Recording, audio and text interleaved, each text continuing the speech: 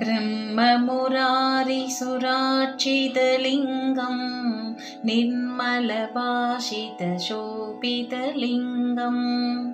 जन्मजदुःखविनाशकलिङ्गं तत्प्रणमामि सदा शिवलिङ्गम् देवमुनिप्रवरार्चितलिङ्गं कामदहन करुणाकरलिङ्गं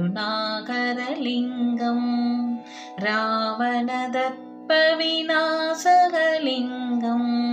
तत्प्रणमामि सदा शिवलिङ्गम् सर्वसुगन्धसुलेपितलिङ्गं बुद्धिविवर्तनकारणलिङ्गं सिद्धसुरासुरवन्दितलिङ्गं तत्प्रणमामि सदा शिवलिङ्गम् कनकमहामणिभूषितलिङ्गं पणिपतिवेष्टितशोभितलिङ्गं दक्षसुयज्ञविनाशनलिङ्गं तत्प्रणमामि सदा शिवलिङ्गम् कुङ्कुमचन्दनलेपितलिङ्गं पङ्कजहार सुशोभितलिङ्गं सञ्चितपापविनाशनलिङ्गं तत्प्रणमामि सदा शिवलिङ्गम् देवगणार्चितसेवितलिङ्गं पावयर्भक्तिप्रेवचलिङ्गं दिनकरकोटिप्रभाकरलिङ्गं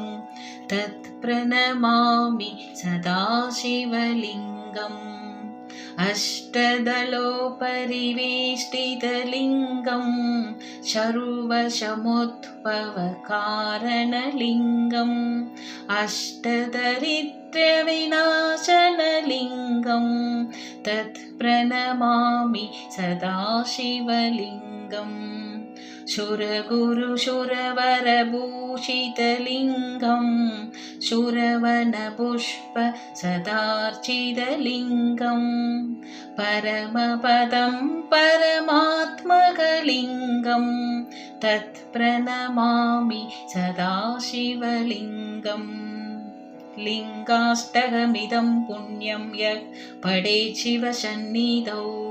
शिवलोकमवाप्नोति शिवेन सह मोदते।